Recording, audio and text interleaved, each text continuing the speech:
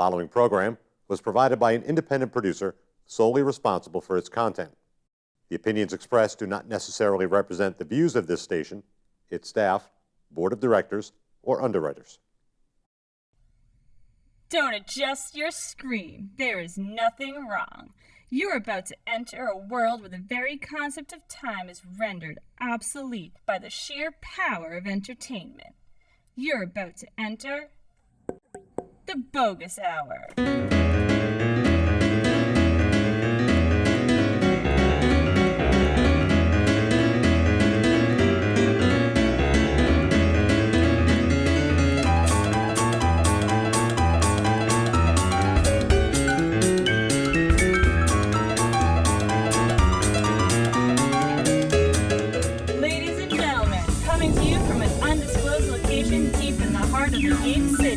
The host of the Boggis Hour, Greg Boggis! Hey everybody, welcome to this episode of the Boggis Hour. My guests tonight include writer-director Porcelain Dalya, comedian Steve Hubbard, and a special performance by Sir Prescott Gerbil. So here I am with Porcelain Dalya, writer and director of the short film called One. You're also a pretty broad array of talent, but we're going to talk about your acting and directing. We're going to show your movie later on. So let's find out about who you are and where you came from and how'd you get into entertaining people for a pastime. Thank you so much for having me. I'm really excited to be here. I'm glad to have you. Excellent. I saw you, to let the audience know, I saw a short film down in Somerville. They did a Somerville Community Access did a summertime series, and they had a number of different theme nights, and one of the nights was horror, and your short film One was one of the films they showed on the horror night. Yeah. So that's where I saw your short film. That's where I met you, and here you are. Yes, and I don't know if you happened to notice, but it was perfect because there was all of these bats that were going around on top of the outside. That's one nice thing about going. Yeah, they set the mood. Yeah. It was great for a haunted night. So tell me where you're from and. Yeah, so I'm from the Boston area. I started off in burlesque, and I started right at the ripe age of 18. Oh boy! And I fell in love with everything about it, and then I was studying, getting my degree in sociology, and trying to do as much art as possible. And I got asked to do a film, 10. By Michael J. Epstein and Sophia Cacciola, and it was a great time, and now I've made the progression into film. Into writing and producing your own. Yeah, exactly. So tell me about 10. I haven't seen it. I watched some of the trailers. Why don't you let the folks know what the movie 10 was about? So it's a really great progressive film in the sense that it's a all-female ensemble cast of 10 people who mysteriously go to a mansion and mysterious things happen to them. Oh, wow. Yes. That sounds quite intriguing. Mm-hmm. And we think that it's the only film of its kind with an all-female ensemble house. Yeah, that doesn't sound like anything that's been done before that I Right. can imagine or recall. Where was the house that you shot it in? It was this place called Beach Mansion in Rhode Island. Oh, nice. It was pretty random. I didn't have my license yet at the time. I was a late bloomer. And so I had You were to doing take- burlesque, but you didn't have your license. Right, exactly. A license to take off clothes. So I was taking the train back and forth from classes, and I was going through finals while doing this crazy film. So Wow. it was a very intense time. And what was the character that you played in that film? I played the co-ed. None of us had names, which is part of really? the thing. Yes. And I was basically this bubbly, cutesy little thing. College co-ed. Yeah. So Which matches. in those films are very, very common occurrences. Yes. And very commonly get killed at some point. Yes. So that was an interesting experience. How was that? Had you done other acting gigs before that? No, only So that was like- burlesque, which is like stage acting and. Which is, yes, and stage acting is really a whole different world from film acting. Number one, because of the immediacy of it. You have to perform and you have to be on, and even when you screw up, you still got to go on. Right. Whereas in film, you can take all this time to get it right and to make sure you get it right, and if you don't get it right, you can do it to get it right again. Right, exactly. So that's the nice thing about film. The not nice thing that I find is that you don't get that immediacy. You don't know how you've done until the product is all mashed together and produced, and then you can say, that was really good, or that really sucked. Yes, exactly. Yeah, and the other thing too is that burlesque, you don't talk. So I wasn't used to talking like in a voice, in a character voice. So so I was very grateful to try the opportunity. So how did you get into burlesque? How was that?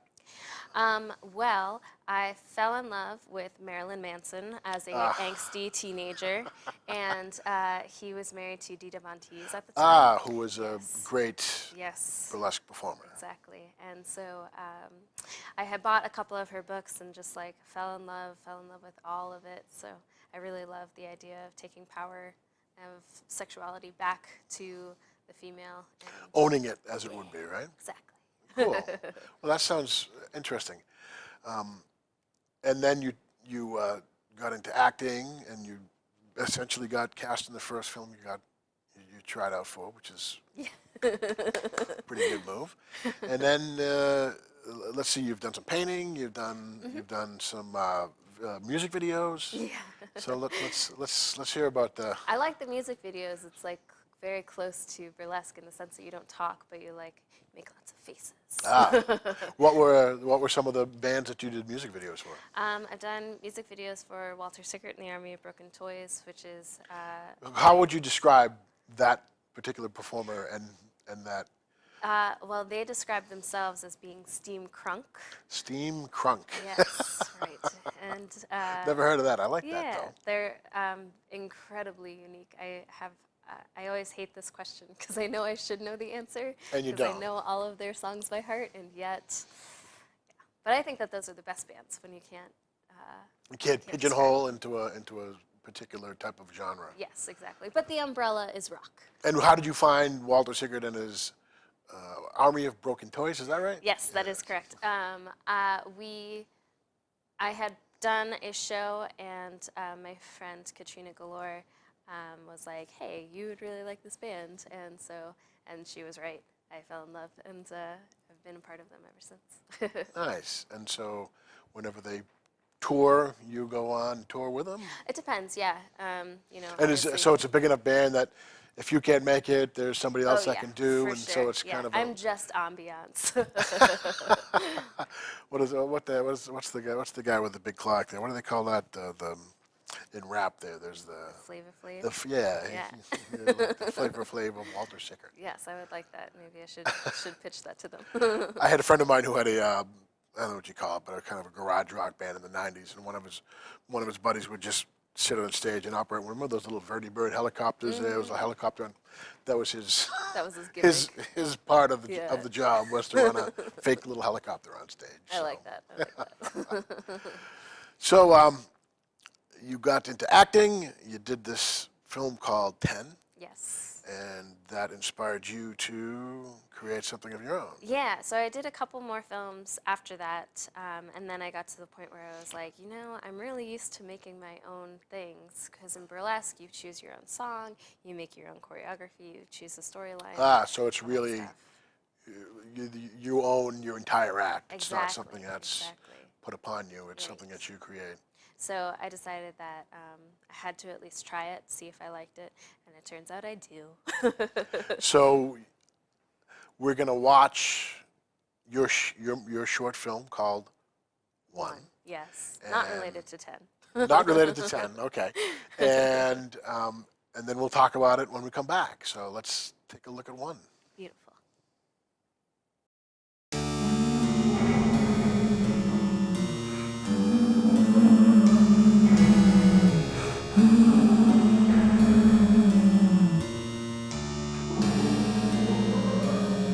Go left, No, go left.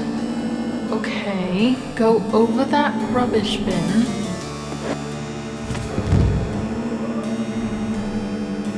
Honestly, how did we come from the same person? We used to be so innocent, so graceful. I try to help you, but, you know...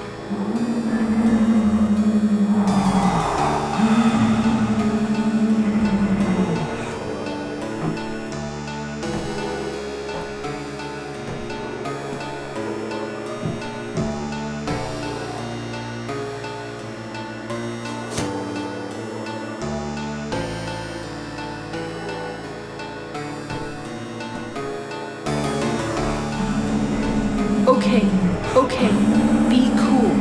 This is our girlfriend. You don't want to scare our girlfriend. Okay, that's really not helping. Look how scared she looks. She's crying. I'm so sorry.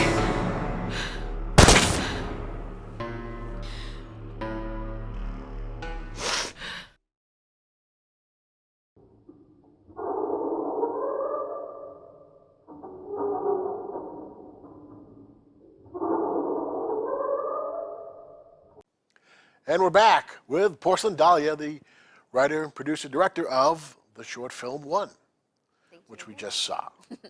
So tell us about that short film. It's only a couple of minutes long. Yeah.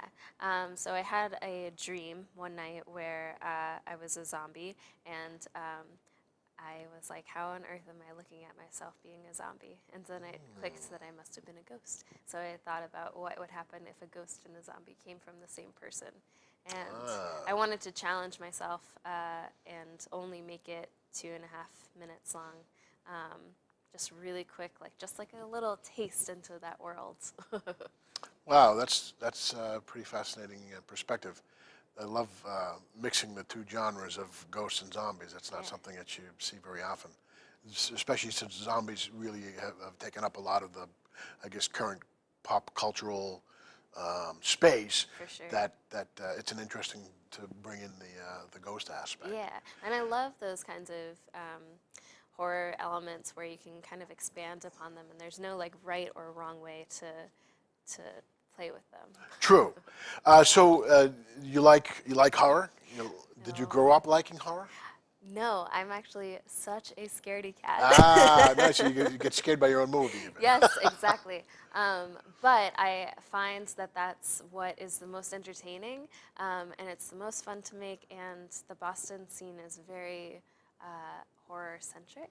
Yeah. And it's also the kindest to women, in my opinion. So I am all about it. So how long did it take you to make the whole film? It was not that long. I mean, I know it's only 2.5 minutes long, so you would think that it would be 5 minutes, right? That's how film works? That's not actually how That's it not works. how it works. Commercials take a day and they're 30 seconds long. Yes. A couple of days. So ours was a full day of filming. Really the biggest issue was that we had to, Sarah, who plays the ghost and the zombie, she had to shower to wash off all of the zombie makeup and then be made up to be the ghost the second time. So that was the biggest chunk of time because she had to scrub off all of the markings. Great. So that sounds like you had a good time doing it. And how many, you had just the one actress? I had Sarah, who plays the ghost and the zombie, and then Lauren plays the girlfriend. Okay, right. Yes. Do you have any other films in mind? Any other short films that you have in the pike? Yes, I've got a whole bunch. I have an entire Google Doc of things that I want to get made. It's just a matter of time and money and people who want to embark on it with me. Ah, there you go. Well, I'd be willing to play a zombie. Yeah. I played one time. Yes. I was joking about how I got to lose weight because I'm watching these zombie movies and I never see any any Fits. non-zombies who aren't fat. Like, oh no, it's the fat guy. I always get chased down and eaten first. So. Yes. So people want to get in touch with you. How should they do that? I have a website, porcelaindalya.com, and Facebook, always the greatest way to get in touch. Yeah, the great social medias, and that's a great way to also do the crowdfunding. Yeah. And so if you're interested in helping her in a film, Yes, I have a feature length in the works right now. really, and that's about? It's a sci-fi film. That's all I want to reveal right now. Okay, we Yeah, won't, until I'm ready. blow your cover. So it was a pleasure having you on, Thank my you friend so Porcelain much. Dahlia, writer, producer, actress, lady about town. Appreciate it. Thanks for coming on, and we'll have you on again. Thank you. Well, here I am with my good friend, comedian, Mr. Steve Hubbard. Hello, Steve. Greg, how are you? Good. Long time no see. It's been a long time, I know. It's been many years. It's been, yes, it has. We go back a while. Yeah. So, how did we meet? We met in the clubs in Boston. You know, we were both doing stand-up in those days, and we got to know each other. We did. Yeah. And we actually worked together on your one-man show. I did a one-man show. This was back in, I think it was '95. Wow, was it it was that the long summer ago? of '95. Oh, boy. Yeah, and you helped me with that. I was the worst backup dancer ever. Yeah, that was the whole point. I didn't want you to be good. You're supposed to have no talent whatsoever to be on my show. You picked me for my lack of abilities. Yeah, and it was a great show just because of that. And it was called Steve Hubbard's My Dementia. My Dementia, I'm absolutely. going to see if I can dig out that poster. Oh, I have it, jeez. might have it in my archives, and maybe we can do a little magic I in do post remember and that have it poster. overlaid. I so remember that, you posted them all throughout the city of Boston. I remember that. We had some good turnout for that show. Mostly in the rough parts of town. Yeah, and not so good turnout from those neighborhoods. Soup kitchens and meth clinics and all. It was a great crowd. Well, you knew a lot of people there, so. So that was fun. That was a little song, a little dance, a little seltzer in your pants. Yes. With Steve Hubbard's My Dementia. Yeah. Your career in entertainment has spanned a long time. Why don't you tell me how you got into entertainment? Well, it started, I moved to Boston back in '84. I decided I wanted to go to college to an art school, and I wanted to be an actor. And so I grew up in Jersey, just outside New York City. My sympathies. Yep, exactly. And it was just a terrible childhood. And then I came up to Boston and went to Emerson, and that's where I studied theater. But what had happened is, as much as I'm learning my theater there, and I'm trained in theater, it was the comedy that drew me, and I started doing more and more sketch comedy, and was one of about 7 people that began a sketch comedy troupe in '85 called the Swollen Monkey Showcase. And a couple of months ago, we had our 30-year reunion. Oh boy. Yep, we had the original cast back. All 7 swollen monkeys. Oh yeah, we're all back there during an alumni weekend, and the group still exists at Emerson. Wow, that's outstanding. And that's what got me hooked, doing comedy, writing, performing, and then that got me out into some of the stand-up clubs. So you're one of the founding fathers or mothers of the Yes, the Swollen Monkey Showcase. Absolutely. Yeah, yeah. So we were talking about Emerson earlier, and Emerson is this incredible. It's like a mill, an entertainment mill. Yes, it is. Produces incredibly talented people, and you were mentioning some of the people that were in school when you were in school. Well, in the mid-'80s, you would have had Anthony Clark, who was a great stand-up comic, but he also starred in the sitcom Yes Dear. There was David Cross, who, of course, we know who David Cross is. Everybody loves David Cross, an indie favorite. Yeah. And then Brian Fraser, who is a writer. He was a great stand-up comic in those days, but he also writes for Esquire, and he's really quite funny. And there's all sorts of people over the years that have come out from there, but it's one of those places where there's a lot of progress there. A lot of people really doing things. Nice. So, what was your first bit? Your first stand-up bit? Oh, geez. That would have been, and you probably performed there, 1986, The Comedy Connection. Oh, okay. And that The was old was one. it in Faneuil Hall? Nope, those Oh, it days. was in the Charles Playhouse. Yeah. On Warrington Street. And I don't remember much about that night, but that's when it began. And so was that like on a dare? No, You I wanted to thought get up? I wanted to do that. I was sort of talked into it by a couple of people saying. And so you're at school and doing this, yeah. And there are actually a lot of students, and also from different universities in Boston, who are doing comedy, but they're doing it outside of school. They're doing improv, whatever it is, and so some of us were doing stand-up in those days. I don't remember much of that act, but it was not my finest moment. But I got through it. I got through it. Yeah. Yeah. What type of things did you draw upon when you were writing your stand-up and when you were writing sketches? It's absurdity. It was very absurd humor.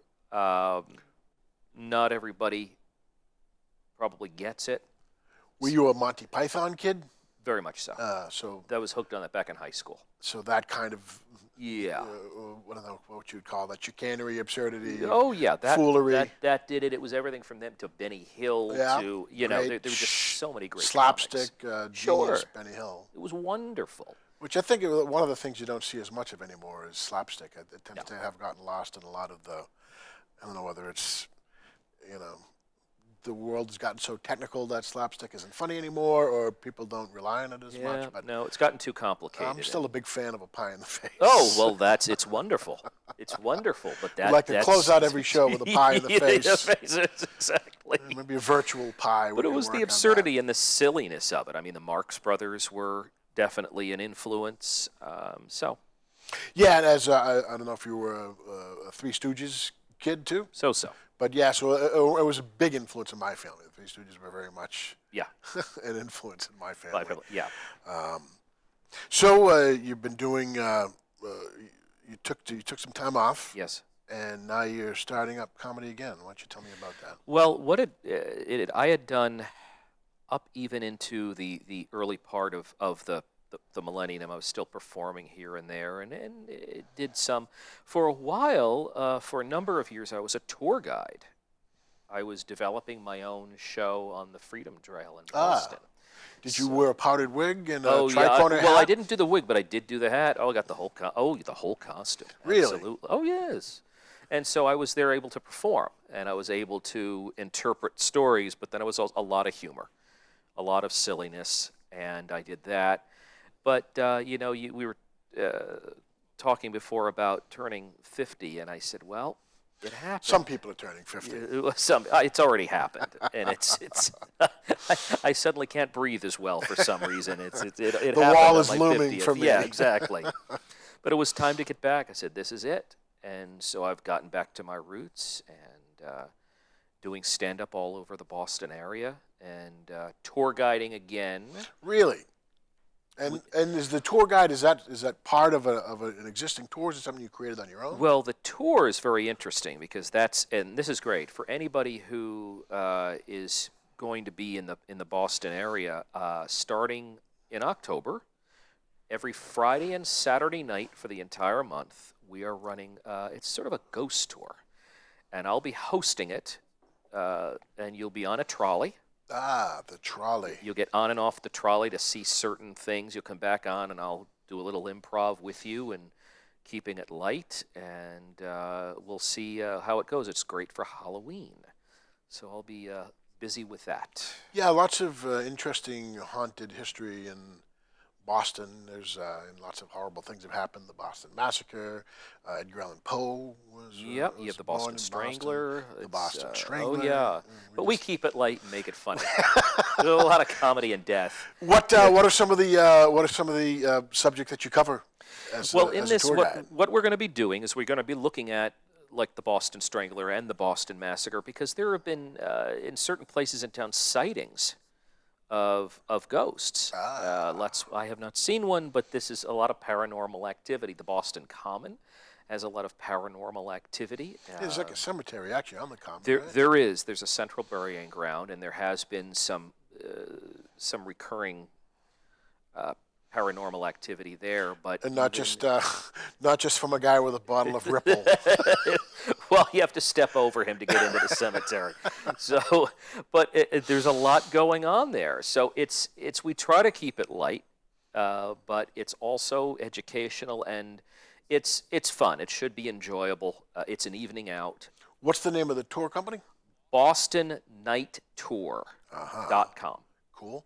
And how long do the tours last? 90 minutes to 2 hours. Okay. Nice. And you can bring the whole family. You'll It's be riding in the family-friendly. trolley. Family friendly. Very good. You're on the trolley, then you'll get off the trolley to see something specific. You get back on the trolley. We take you to the next stop, and it's a nice evening. And some of the other sites besides the Common? Copp's Hill Burying Ground. We're going to be going there throughout the North End. We'll be going through there. And in Boston is much easier to get around since they did the whole Central Artery thing. You're able Yeah, to it really navigate. is quite easy. It's and, nice. It's really opened up the North End. It's used to be beautiful a up there. nightmare. Yeah, and at night though it'll be a little bit less crazy than at rush hour. So it's a nice night, and we'll stop for cannoli. Cannoli? Yeah, there got we a- go. Clog got an a- artery on the trip, Got a and Mike's Pastry, grab a couple of try to bring cannolis. you back on lots of paranormal activity there. So I think that we're going to have fun with that. Well, that sounds like a good time. Are there any other things you've been working on that you'd like to? Yeah, well, let me see. I'm going to be on October 18th. I'll be at the Delightful Comedy Studio.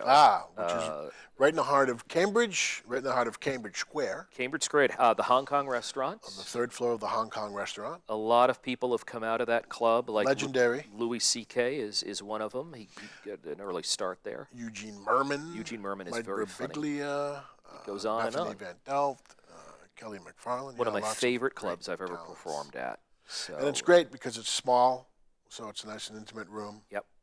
And so you've been getting back there and meeting the back whole there. new crop of Well, they're young all comics? new from several years ago. I don't know who anyone is, and everybody is younger than me now, which is back in the day I was kind of like with everybody age-wise, but I go back and everybody's half my age. So Now you get to offer the grandfatherly advice to the... yeah, I left for 15 Fledgling years, comics. so there you go. That's my advice. Get out. So it is really, to me, that club really personifies comedy in Boston, and it's a great room, and I always recommend that if you like good comedy, go to the Comedy Studio. It really is a great place to go. And like you said, you can go downstairs, have some Chinese food. I think I actually serve Chinese food in the restaurant. You can in the actually club. serve, during dinner, you can have your scorpion bowl and your Chinese food. Oh, I heard that. I guess we're running out of time here. It's the Bogus Hour. Time flies. I know Like it. having fun. Absolutely. So it's been a pleasure having you on as a guest, my Glad I friend could come Steve by Hubbard. tonight. And there's a possibility that there could be a Sir Prescott sighting. There might be a Sir Prescott sighting. I think that might be able to happen. Okay, and so if you'd like to see you, you'll be at the Comedy Studio. Any other clubs you've been working around? A couple of others in town, but here and there trying out some new things. But it's October 18th is At the Comedy Studio. At the Comedy Studio. And come on my tour, BostonNightTour.com. Buy your tickets. Enjoy. I will host. We'll take good care of you. My good friend, comedian, tour guide, Steve Hubbard. Thank you, Greg, for having me. Sam.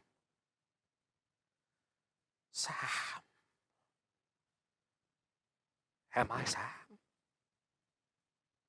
I am Sam. Oh, Sam, I am. Oh, Sam, I am. I do not like your green eggs and ham.